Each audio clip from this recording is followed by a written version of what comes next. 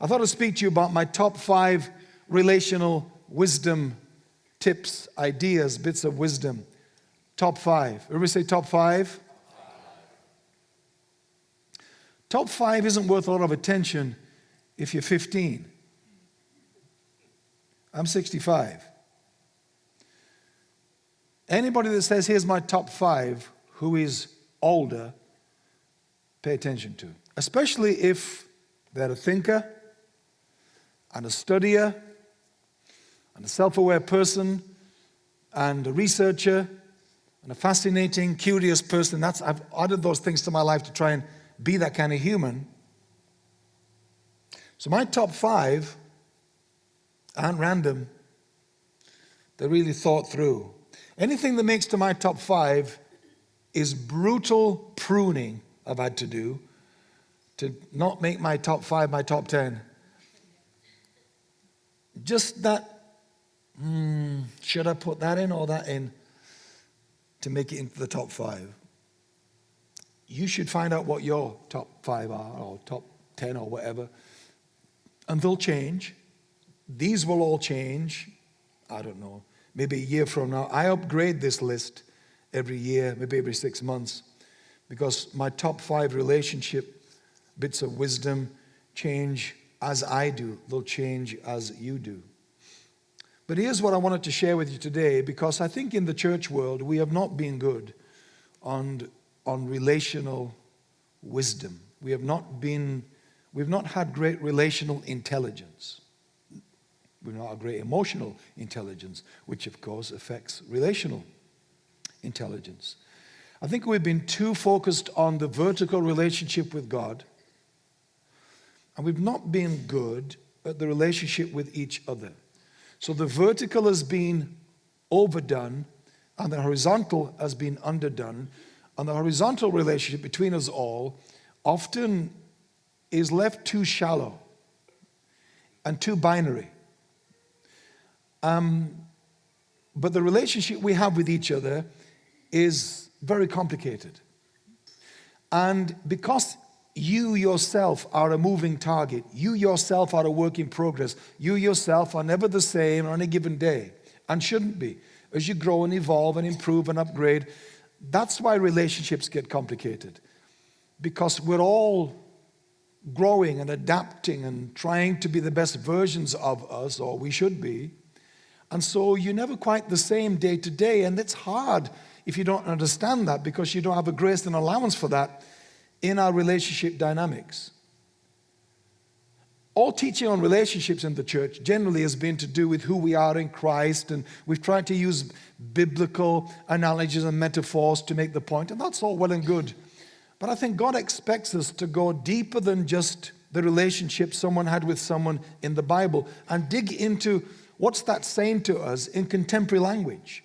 So we don't leave it into the story of David and Jonathan, where historical relationship teachings I grew up with, or Moses and Joshua, or Paul and Timothy, or Jesus and his team. All good, but it lacked nuance. It lacked getting deeper, in case we thought the teaching is now getting a bit humanistic and a bit too philosophical for me, a bit too new agey for me.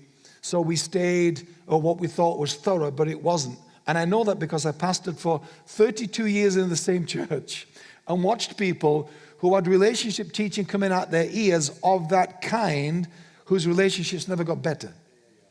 So I'm thinking, this deserves a little bit more thorough attention, which I want to give it with you this morning. Y'all okay? Number 1, relationships are spatial. Nobody tells us that. Relationships are spatial. Everybody belongs in a specific space in your life. The problem is, though relationships are spatial, that doesn't come with an instruction manual. So you know, yes, I get it, relationships are spatial, but who goes where? Where's the book? Where's the manufacturer's instructions of who to put where in my life? So because we know that's true, but we don't know how to navigate it. We constantly get it wrong. And if you get it wrong, if the wrong people are in the wrong space in your life, you think they're just the wrong people, full stop, and I'm no good at relationships. Because a relational misalignment, a relational spatial miscalculation can make you feel these people shouldn't be in my life at all. And what you find when you realize that people, it's like people in relation like a chessboard. People in your life need moving around, and people need to move you around in their life, because the space you have in someone's world today doesn't need to be the same space a month from now, a year from now, or you in their lives. And the space you are in someone's life really matters, because if that space you are in, if you're in close proximity with someone, and you've enjoyed that and that's been good, but now it starts to kind of get past its sell-by date, and it feels the proximity is not right anymore. If you don't understand this needs a spatial adjustment, what you do is you double down on trying to make it work, and it gets exhausting. Now there's tension where there didn't used to be tension. There's arguments where there didn't used to be arguments.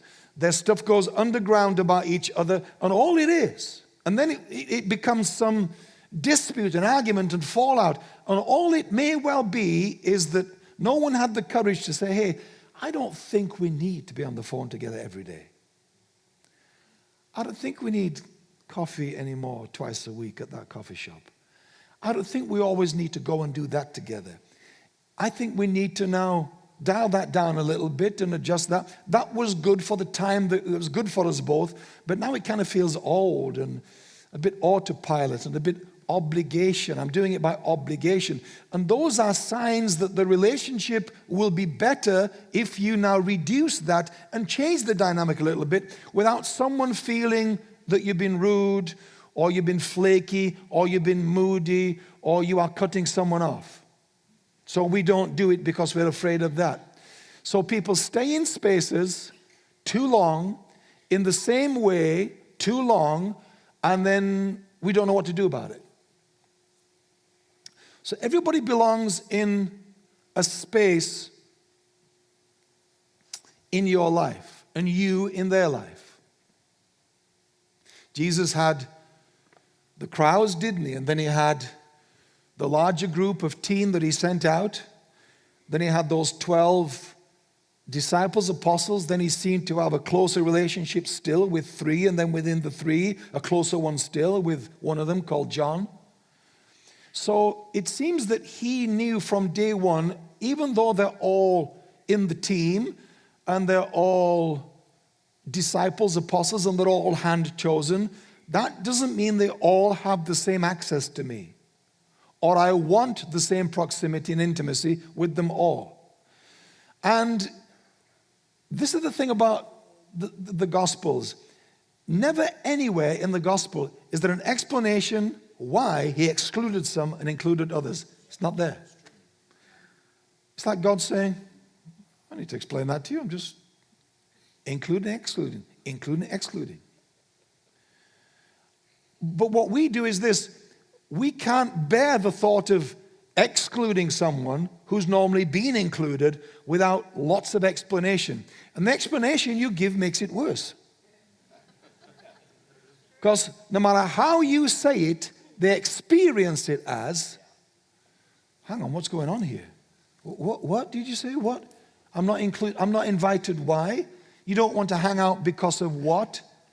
No matter how you try to explain it, it feels like something else is not being said. And it all just gets mushed and enmeshed and awkward. So Jesus didn't bother explaining. He just said, you, and you with me.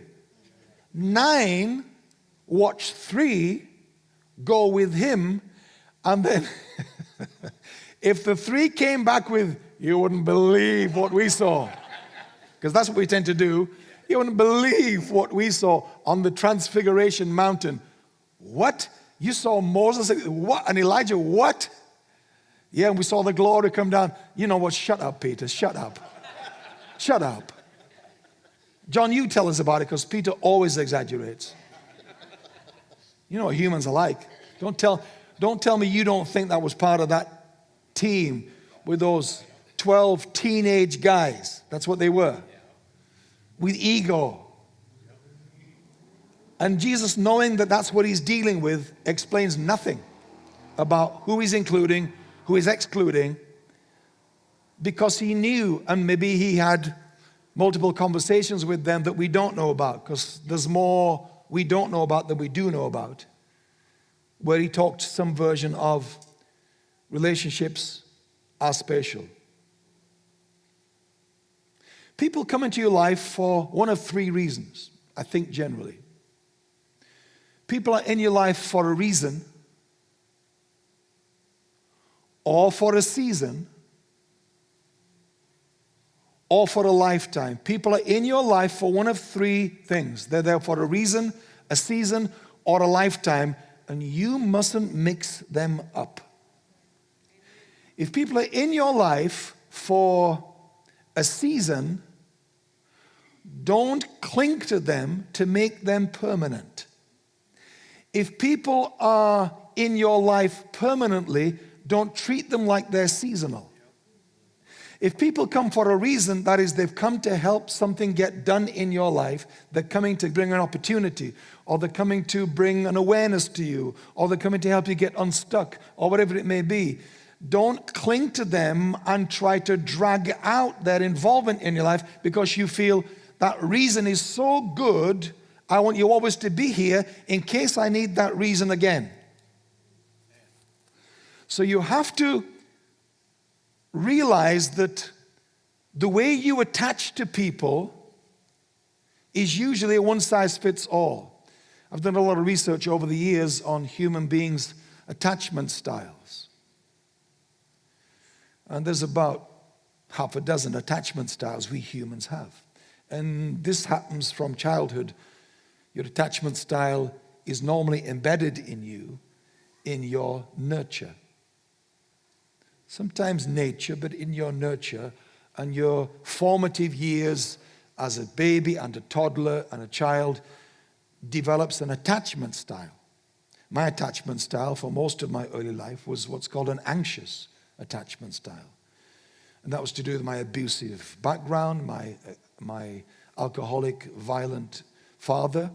And so I became very anxious in my attachment and got very easily detached from people because I knew that to attach would be dangerous and lethal physically, in my case, with my family. So we all kind of had this, I think, anxiety about proximity to each other, and especially to my parents. So it travels with you into your life. So if your attachment style at all is of that kind, then it's hard to let someone be there for a season. Or just for a reason. Some people come into your life like Jethro, Moses' father-in-law. He shows up for a reason. To say to Moses, hey, this is going to kill you. The way you are leading is micromanaging. This will kill you.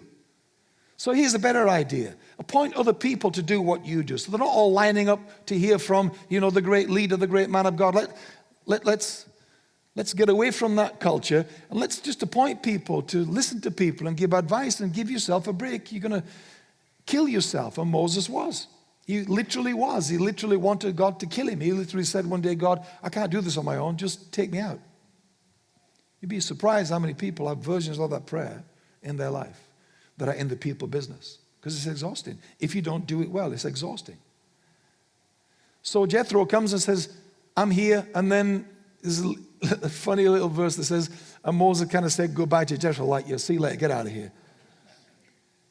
Because I'm sure Moses' ego was affected in that. So some people come for a reason. Receive the reason, thank them for the reason, and let them go. So relationships are spatial. I wonder if this week this idea can help you navigate some stuckness in your relational life with people that you are not allowing space for in the way that you should. If you feel people are evolving away from you and you are clinging, and your energy is to grasp and make it what it was before, maybe this can help you realize this is a spatial adjustment that is organic. It feels organic. I don't like it, but it feels organic. And perhaps you can allow for that to find its level in the way that it won't if you keep trying to drag it back to what it was before. Relationships are spatial. And I realized over the years that if I didn't keep adjusting people and spaces, nobody thrived. I didn't flourish by being kept in someone's same space. I didn't flourish. My kids didn't flourish when I kept my kids in the same space. As your kids get older, they need to be adjusted in their spatial place in your life. And I realized with staff and team and people that we're working, that if we didn't constantly keep adjusting and tweaking, some of it's tweaks, some of it's large adjustments, then it all kind of feels something's wrong that's not. It's quite natural. So where this week do you need to adjust? Nothing wrong with the person. See, the person appears to be a problem. The person isn't the problem. The space they're in is the problem. If you just adjust the space, because if you have the wrong people too close and the right people too far away, you got to adjust it. And who is right and who is wrong changes all the time. Who is good for you, who is best for you, who you most flourish by being around, it adjusts for you, and you do for other people. So this week, do some work in that area perhaps. Relationships are spatial is the first thing I want to say in my top 5. Secondly, my second of my top 5 relational wisdom is, the version of me you have in your head is not my responsibility.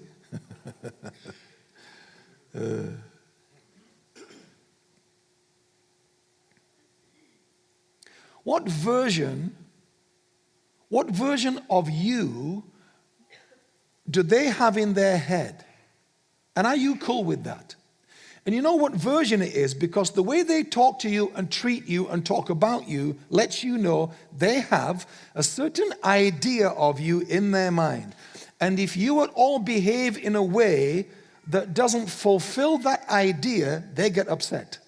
If you deviate from the script that they have put into your mouth, this is how you respond when this happens. This is how I want you to behave when this comes up. This is what I expect from you when I tell you that. When you don't dance to that tune, and when you don't act according to that script and those lines, they get upset with you. And what you're dealing with is they have a version of you in their head and a narrative around that version of you that you are not responsible for. And if you make yourself responsible for it, you will spend your life serving their idea of you, which means you can never show up as who you really are.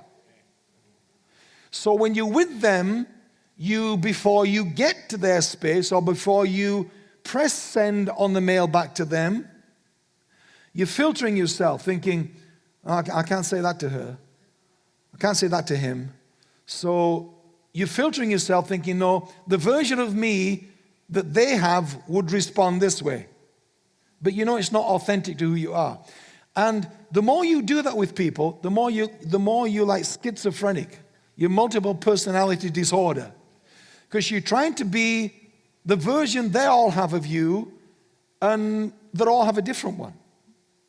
This is especially true with old relationships, where people freeze you in time over that version of you that they've known, and when you change and grow and don't want to be that anymore, they're the worst people on this area. The people who've known you the longest are the most threatened when you start to change.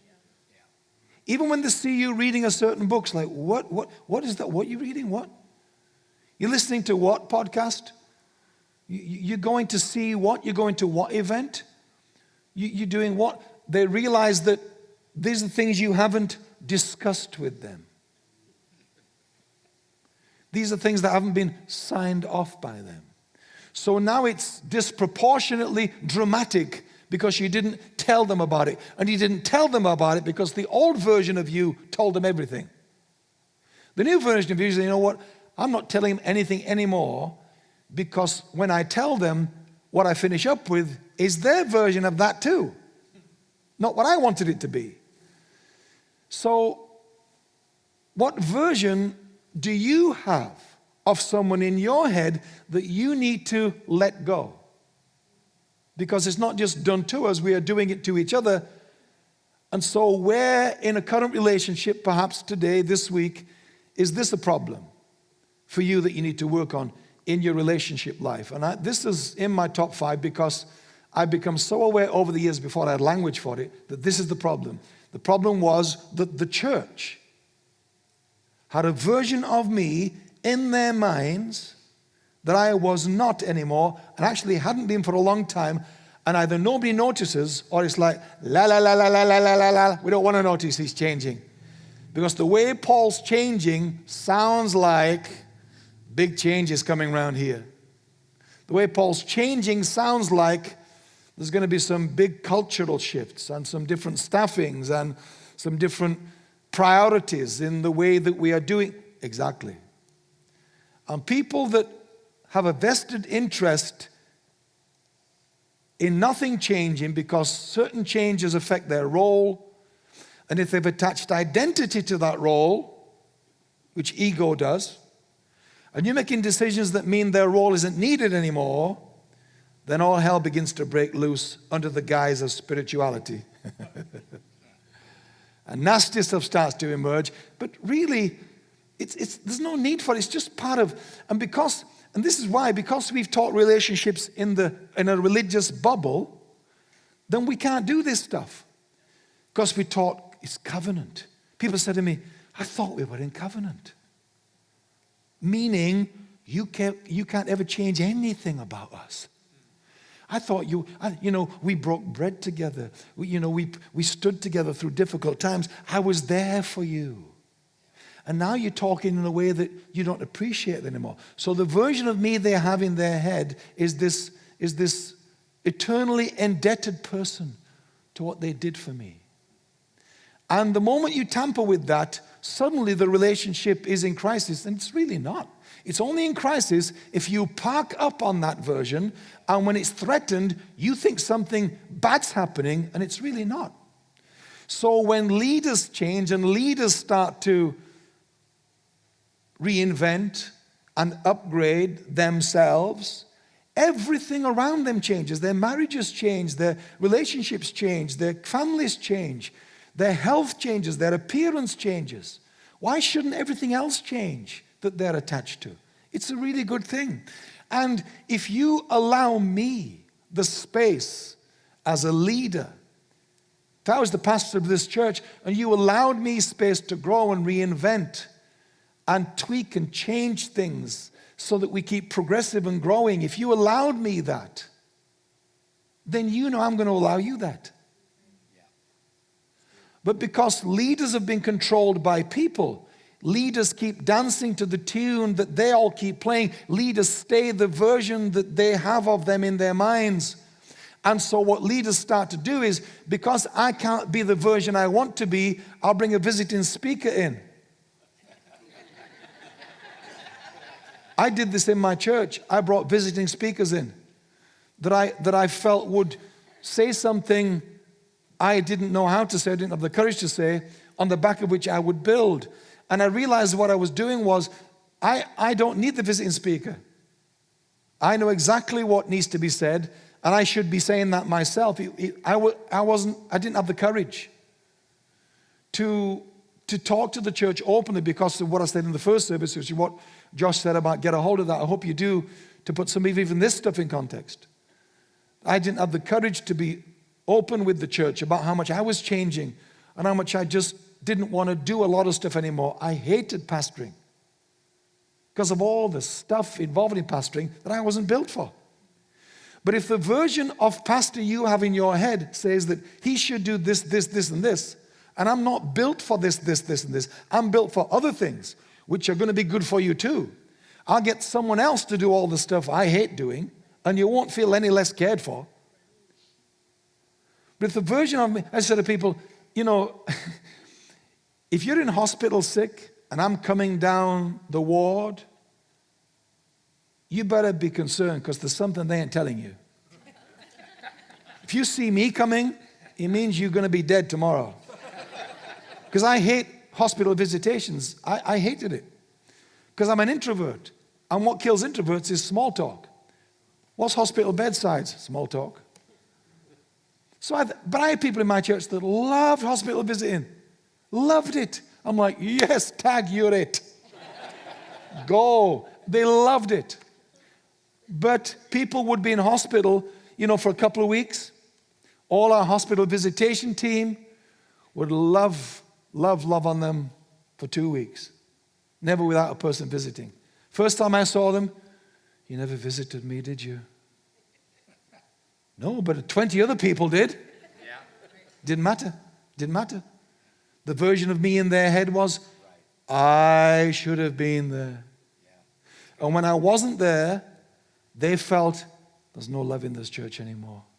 Yeah. I used to go to a church where the pastor himself visited me. Yeah, go back there then. Because I'm going to tell you something else about that church. It wasn't growing, and I'll tell you why it wasn't growing. Because he probably wasn't growing, or she probably wasn't growing. What are you still doing in your life? Metaphorically, who are you still visiting and it's killing you? Metaphorically, what are you still doing in your life to keep someone happy? Because if you don't mail, if you don't show up, if you don't support, if you don't give money, if you don't say good on you, if you don't say well done, even though everybody's saying it, if you don't, they're going to start feeling something's wrong with you. They're going to start communicating to you what's going on because they're parked up on a version of you that you are not responsible for anymore and never were. You all okay? Yeah. If you tried to be what you thought someone wanted, and it still didn't work, your pain is about self-abandonment, not the disappointment or their apparent rejection of you. I say that again. If you tried to be what you thought someone wanted you to be, and it still didn't work, then the pain you're having is about you abandoning you for them. It's not about them and their rejection of you anymore. And that's what I realized. I realized for me to keep doing that is now no longer about them. I am abandoning me for them. Never, ever do that for anyone. I'll say more about that in a minute. All right, number 3. All relationships have distinct energies, and energies outlast proximity and intimacy. All relationships come with energies. I was speaking yesterday about energies in the event we had yesterday, because I think we generally in the church, again, we've been so ignorant about energies. We have majored on words and vocabulary and oration and preaching, and we've minored on what energies are going on between us, what energies are going on in our relationships, what energies are we allowing to be in us that we are hosting and generating. All relationships come with distinct energies. What is your energy saying to people in your life? Do you know? Some of you are struggling with the relationships not because you don't love the person. You love the person, especially if they're in your life long term. They're not going to be replaced anytime soon. They're in your life. They may be your family, people that are close. So they're not people for a reason or a season. They're in your life long term. But you're struggling with is the energies that they bring into your life make them hard to be around. And so you're adjusting their space in your life. You're trying to put them further away. Even though you know they're always going to be in your life, you still put them further away because you can't do with the drama they bring or the stress that they generate. And so the energy of them is not calming, is not peaceful. And you're a version of you right now where that really matters to you. You're a version of you where you've been through a lot of stuff and you really value calm and peace. And these people always come and bring drama. It's an energy. And they don't know they have it. So even if you talk to them about it, they're going to like, what? Me? Moi? Drama? Are you kidding me?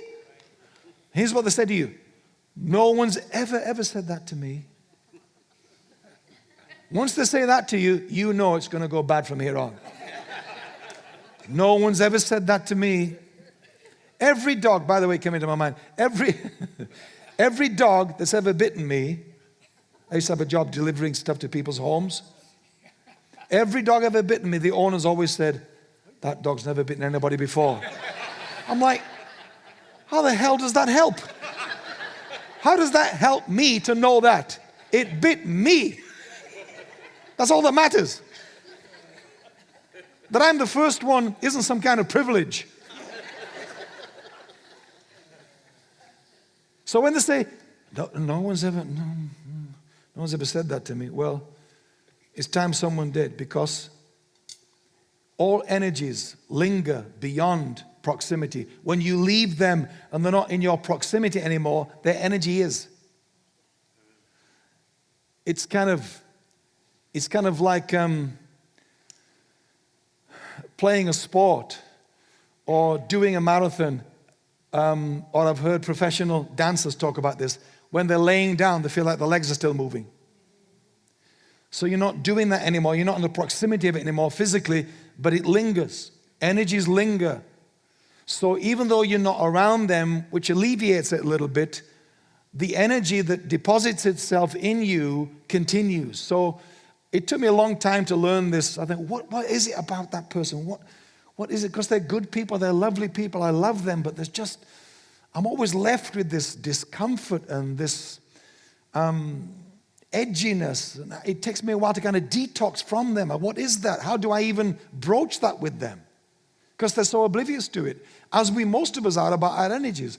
What energy are you bringing into your relationships? You have to be intentional about energies.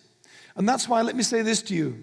This is, again, something we haven't been open enough about in the church. When I talked earlier in the 6 rooms missing, I talked about an X-ray room where we say things like they should be said. The MRI scan level conversations. One of them should say something like, with the relationships, it's okay to cut off toxic family members out of your life. Don't care how born again and spirit filled or how much they glow in the dark when the anointing's on them. They can still be toxic. Blood is not thicker than mental health. Did you hear me? Some people in your life are damaging your mental health. It's that bad. And you let it happen because they're family. Blood is not thicker than your mental health. That's why if you keep allowing your mental health to be damaged by having them in your world, it's self-abandonment. You're abandoning you for them. They go away feeling great, we had a great time. You go away feeling, that was a nightmare. I can't keep doing that. And while you're saying I can't keep doing it, you plan to see them in a couple of days' time again, because that's how your relationship goes. So I want you to be sensitive, aware, much more than maybe you've been, of energies. Your family know. Your family know how to push your buttons because they installed them. Right? They know where they all are. They know the combination that triggers this or that. They installed the keypad and the combination. All right, number 4. You can't control other people's behavior, but you can limit the impact of their behavior with boundaries. You can't control other people's behavior, but you can limit the impact of their behavior with boundaries. Everybody say boundaries. We have been terrible at boundaries in the church world. I never once heard a teaching on it in all my life, anywhere in the world. Nobody taught on boundaries. Because, boundaries sound like it's not very covenantal. Boundaries don't sound vulnerable and open. It sounds too guarded and too new agey.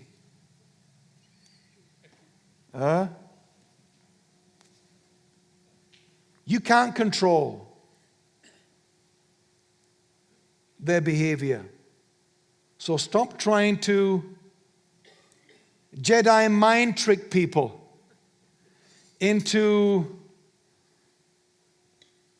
being who you want them to be. Stop trying to Jedi mind trick people with your love and your goodness and your performance and your trying, hoping that they will stop being such an irritant in your life.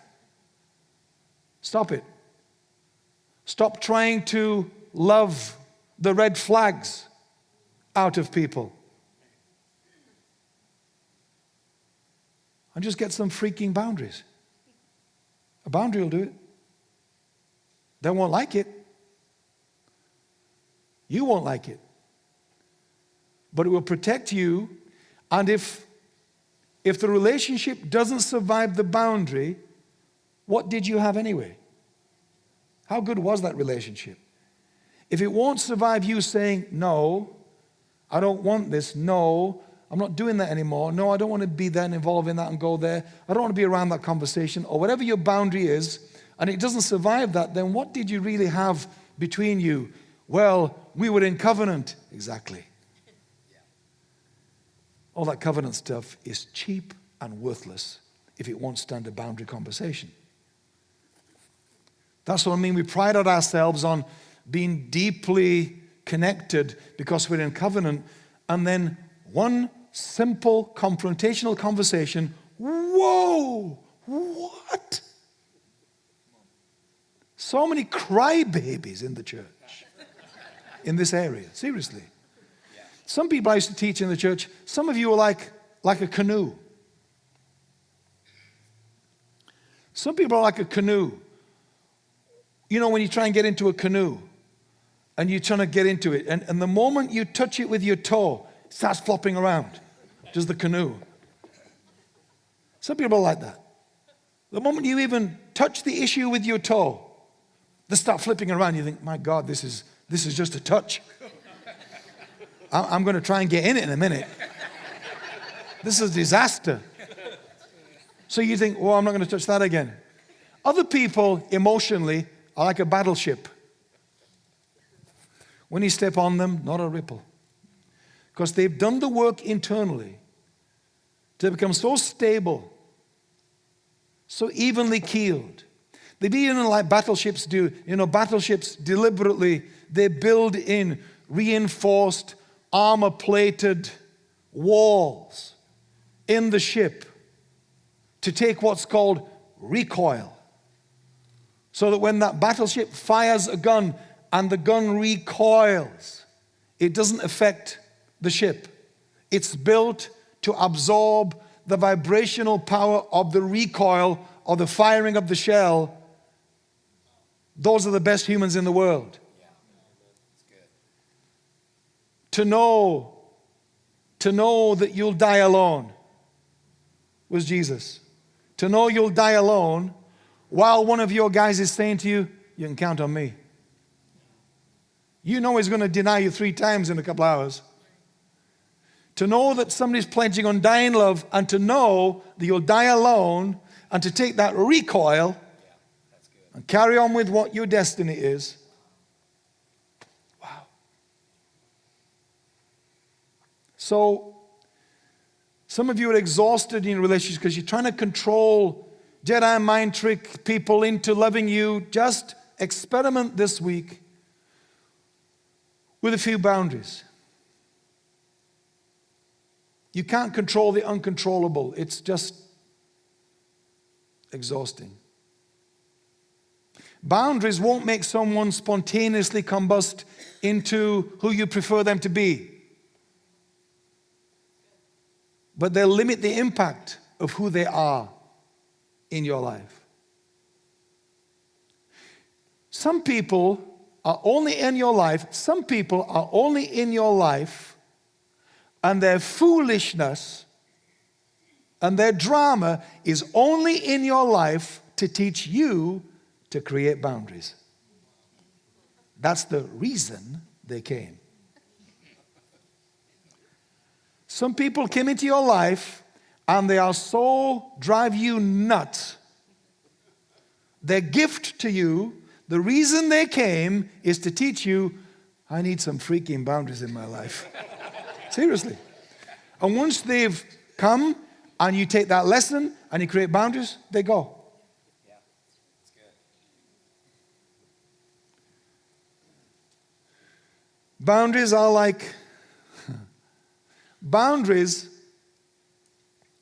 are like daylight and garlic to vampires. They don't scare everyone off, but they do filter out the wrong people from your life. Daylight and garlic don't matter to you if you're not a vampire. But if you are, they're going to instantly hit you and resist you and frighten you and forbid you entrance. That's why you need boundaries. Because the people who respect your boundaries love the fact that you have them. Admire you for them. But people who hate your boundaries, they're the vampires. They're the VDPs of life. Very draining people who want to sink their fangs into the jugular of your emotional resources and bleed you dry and then say, you know what, you just weren't there for me. I loved some people. Loved them for years and served and loved. Then when they left the church, they'd leave after saying, there's no love in this church. I'm like, no.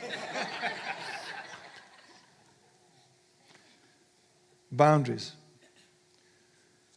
Do you have any? Do you need to find some this week?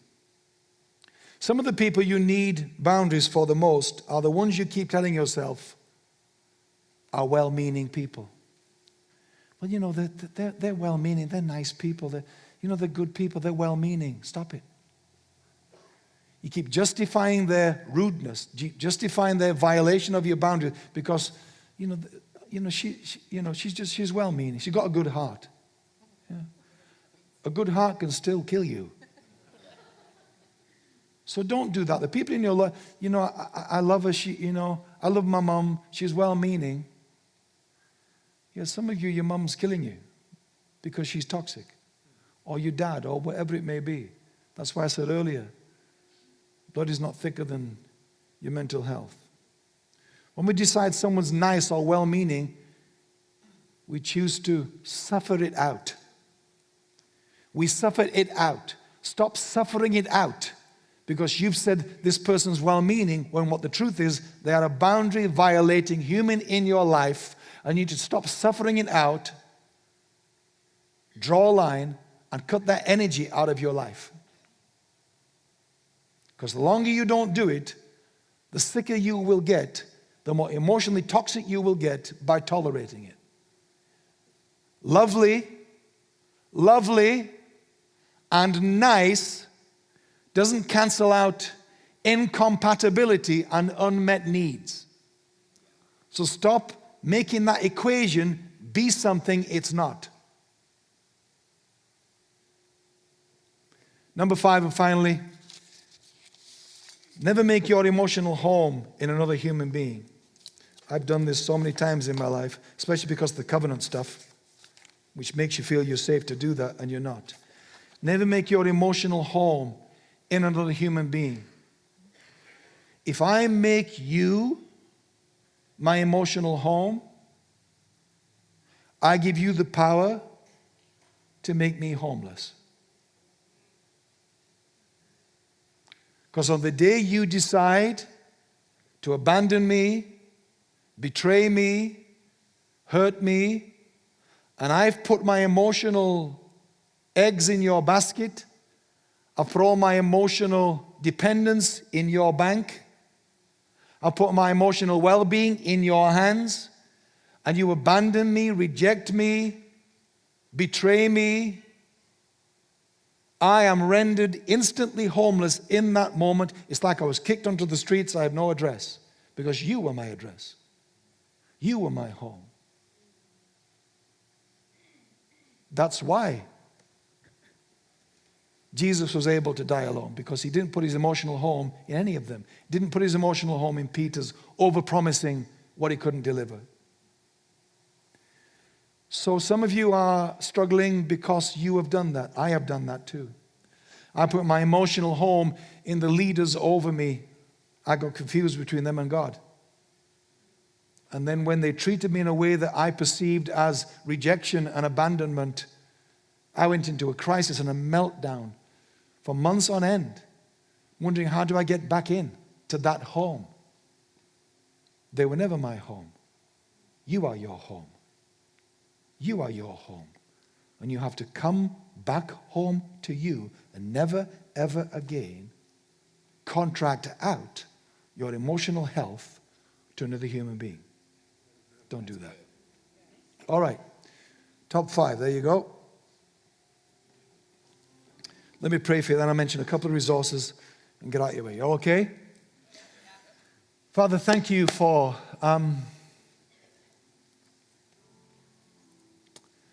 us all making it here today. I know some people will listen on replay, but there's an energy in this room. There's an openness. There is class in session in the room. We feel it. We're grateful to be here, not just in the content, but in the moment, in the energy of the moment. We want to learn, grow, do better. Relationships are the most important thing in our lives, and we want to be better at them. Help us today to take something from here that's instantly usable in our lives in these moments following, even before we even hit the car lot. There's something we know we can adjust and change and tweak because of something we heard today. I pray for relational flourishing and richness in all of our lives and in this church in the months and years ahead. Give us the courage to have relational smarts, wisdom, boundaries, strength, clarity in our relational lives, in our life ahead, in Jesus' name. Amen.